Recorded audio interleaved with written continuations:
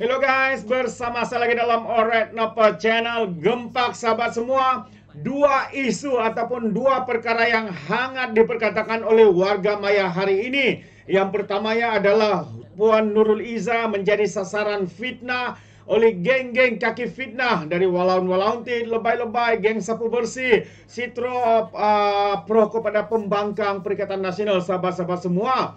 Dan satu lagi isu adalah influencer yang kini ketakutan sehingga memadam video yang kita lihat membuat kenyataan atau parodinya itu berbau hasutan, menyebarkan berita palsu dan sebagainya.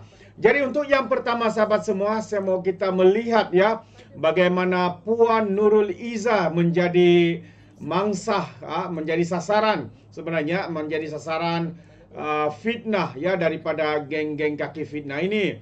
Jadi kalau kita lihat kenyataan terkini daripada Puan Nurul Izzah yang saya ingin bacakan daripada media sosial beliau, ini dia yang dibuat pada 10 hari bulan Februari yang lepas, beberapa hari yang lalu. Hantaran media sosial berunsur fitnah. Petang tadi kata YB Nurul Izzah, saya telah menerima kiriman hantaran Facebook yang berunsur fitnah terhadap diri saya. Sebentar pembaca, katanya peguam saya masih bercuti raya Cina. Insya Allah katanya laporan polis terhadap fitnah ini menyusul minggu depan selepas laporan polis oleh Nadia esok pagi. Jangan lupa juga audit oleh Prohas katanya. Prohas ke atas Laksana baru selesai kisah sebenar. Menyebar maklumat palsu serta fitnah adalah pelanggaran di bawah Seksyen 233 Akta Komunikasi dan Multimedia 1999. Terima kasih Daun Keladi buat yang membaca, kata Puan Nurul Izzah. Moga Allah katanya membantu perjuangan dalam menegakkan keadilan dan melawan kebatilan.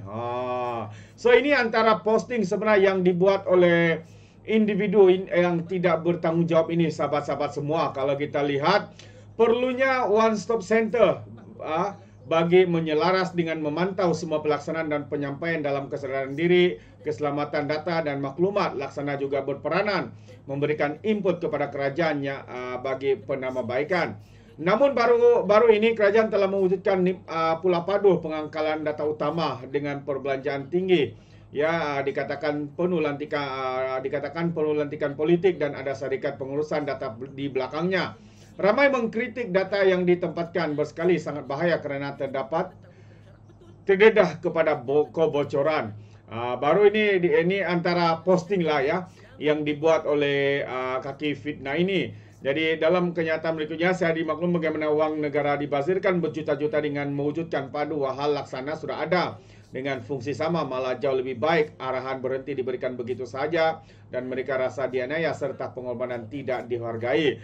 Jadi ini antara posting fitnah membabitkan juga berkaitan laksana. Dari apa kaitan laksana ini sebenarnya sahabat-sahabat semua berkaitan dengan fitnah yang disasarkan kepada Puan Nurul Izzah ini. Jadi sekali lagi kalau kita lihat hari ini MOF menafikan karena dalam fitnah itu sebenarnya ada menyatakan bahwa Nurul Izzah dibayar sebanyak RM35.000 sebagai penasihat kepada Laksana. So hari ini MOF telah pun membuat penafian Nurul Izzah dibayar sebanyak RM35.000 sebagai penasihat Laksana.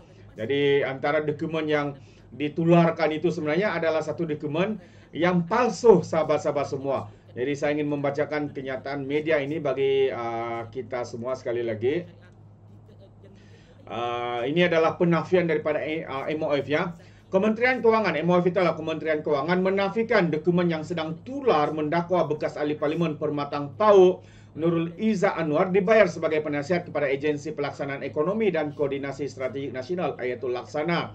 Kementerian itu menerusi kenyataan di Facebook berkata surat tular yang diuar-uarkan di media sosial adalah fitnah semata-mata.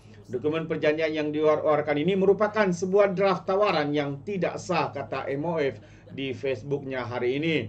Jadi MOF berkata perjanjian yang sah telah ditandatangani oleh Nurul Izzah adalah untuk memberi hikmat kepada Laksana secara pro bono atau tampil mengambil imbuhan kewangan ataupun tanpa mengambil imbuhan kewangan maupun sebarang faedah seperti yang telah dimaklumkan kepada umum. Sebelum ini Nurul Izzah yang juga Presiden PKM menerima satu kiriman di laman sosial Facebook yang berbau fitnah terhadapnya. Hantaran tersebut mengatakan bahwa beliau telah dilantik sebagai penasihat laksana dan menerima gaji sebanyak 35.000 serta 2 kaki tangan dengan pendapatan 5 hingga 20.000. Susulan itu Nurul Izzah telah pun membuat laporan polis terhadap kenyataan berbau fitnah berkenaan. Selain menegaskan bahwa tindakan menyebar maklumat palsu adalah pelanggaran di bawah Seksyen 233 Akta Komunikasi dan Multimedia. Itu antara penafian daripada MOF dan juga pencerahan daripada Puan Nurul Izzah. Apa yang ditularkan sekarang ini adalah satu perkara yang tidak benar dan berita palsu, fitnah semata-mata. Itu dia sahabat semua. Oke, sebagaimana sahabat semua, pandangan anda boleh berikan dalam ruangan komen.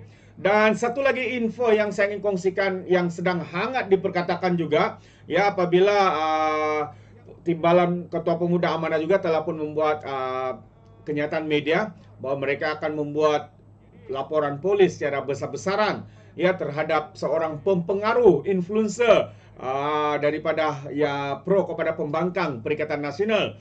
Jadi apa sebenarnya yang dibuat oleh individu ini sahabat-sahabat semua sehingga ramai yang mengecam tindakan beliau sehingga akhirnya hari ini kalau kita lihat di media sosial di Facebook khususnya video tersebut telah pun dipadam. Namun ramai warga maya mengatakan baguslah begitu takut, tapi sebenarnya mereka katakan ada ramai yang sudah download video tersebut untuk dijadikan bukti. Hari ini Undang-Undang Islam Damansu itu antara kenyataan parodi daripada seorang pempengaruh dari Perikatan Nasional ini, sahabat-sahabat semua. Jadi saya ingin membacakan kenyataan media ini. Seorang pempengaruh Perikatan Nasional yang menggunakan nama Daily Chronicles di media sosial mendakwa undang-undang Islam sudah dimasukkan di negara ini. Menerusi parodi provokatifnya, dia dilihat mempermainkan keputusan Mahkamah Persekutuan minggu lalu yang membatalkan 16 peruntukan kesalahan di bawah enactment Kanun Jenayah Syariah 1 Kelantan 2019. Didi Chronicle atau nama sebenarnya Didi Sulaiman dalam video berdurasi 3 menit 55 saat itu dilihat membukakan pengakuan Mahkamah Sivil Pandu Laju. Dia yang menjaga konten Pandu Laju, dia seolah-olah didatangi 3 individu yang terlibat dalam 3 kesalahan yaitu pengambilan minuman keras, berjudi dan meliwat. Minum arak bukan satu kesalahan, kata Didi. Dia juga mengiyakan pertanyaan bahwa orang boleh minum arak asalkan tidak memandu sehingga menyebabkan kematian. Bagi kesalahan berjudi yaitu beli nomor ekor, Didi berkata siapa cakap beli nomor salah. Itu Islam cakap salah tapi Mahkamah Sivil cakap kalau tak berlesen tak salah katanya. Jadi sejurus ditanyakan sama ada undang-undang Islam wujud atau tidak. Didi Chronicles yang pernah mengaku ibu bapanya adalah pemegang kad pengenalan merah menjawab Damansu lance katanya. Takkan undang-undang kata boleh main nomor ekor kita nak lawan. Selain itu, Didi juga yang memberi komentar berhubung orang yang mengaku terlibat dalam kesalahan salah liwat. Namun disebabkan Encik mengaku liwat, Encik hanya perlu bayar 50.000 sahaja. Nak penjara 20 tahun ataupun nak bayar 50 tahun, tanya Didi kepada individu yang telah mengaku liwat itu. Jadi untuk rekod Didi dikenali sebagai umum menerusi video lagu-lagu parodi termasuk dalam memperlekeh Gabungan Perpaduan Pakatan Harapan dan Barisan Nasional serta menyuarakan sokongan kepada Perikatan Nasional.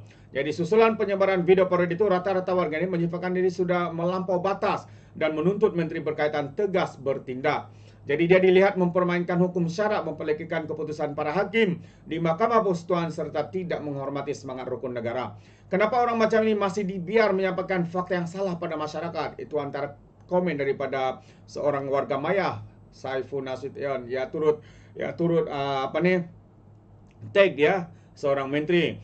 TikTok pun ramai buat konten macam ni, masih tak ada apa-apa tindakan. Ini bukan kali pertama, dah banyak kali pihak berkuasa terlalu berlembut dengan mereka, kata warga maya lagi. Dan yang terakhir, malang tak berbau kalau pihak berkuasa tidak mengambil tindakan sebab mungkin.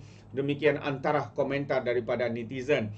Jadi sebenarnya sahabat semua, 3 perkara yang dikongsikan oleh influencer, pempengaruh daripada Perikatan Nasional ini sebenarnya adalah boleh dianggap sebagai fitnah ataupun berita palsu. Sebab kalau kita tahu satu video yang saya baru post sebentar tadi bahwa berkaitan dengan liwat, arak dan judi, ya perkara ini sebenarnya tidak pun dikacau di dalam enactment jenayah syariah, undang-undang jenayah syariah di Kelantan. Ianya masih ada. Ianya masih ada dan tidak dikacau seperti mana yang cuba dikatakan oleh pempengaruh ataupun influencer ini. Jadi jelas sahabat semua, mereka menggunakan isu seperti liwat, arak dan judi. Hakikatnya ya hukum ataupun undang-undang ini masih terkandung di dalam enactment jenayah syariah di negeri Kelantan. Jadi kalau mereka menggunakan isu ini, jelas mereka boleh dikenakan tindakan dengan menyebarkan berita palsu, mengelirukan orang dan membuat hasutan sahabat-sahabat semua. Jadi kita harap walaupun dia sudah memadam video yang dipostnya itu, sebenarnya esok akan ada laporan polis secara beramai-ramai di seluruh negara 15 hari bulan sekitar jam 4 atau 5 petang daripada yang diorganize oleh Parti Amanah, tim Pemuda Amanah. Jadi kita harap bagi sesiapa yang berdekatan mana-mana boleh bersama-sama ya untuk menyokong tindakan ini supaya laporan polis itu dilakukan, dan individu seperti ini yang secara terbuka membuat kenyataan-kenyataan palsu seperti ini harus dikenakan tindakan sahabat semua. Itu pandangan saya. Bagaimana pula dengan Anda? Sekiranya Anda setuju sahabat semua, Anda boleh berikan komentar pandangan Anda di dalam ruangan komen. Jadi sampai di sini saja. Terima kasih. Izinkan saya untuk mengundurkan diri, dan seperti biasa peribahasa mengatakan, tapapun kangkap, 2 ton keinginan. Dalam bahasa Melayunya, tepuk dadah, tanya selera. Sekian saya daripada Alright Dapat Channel. Kita berjumpa lagi. Bye-bye.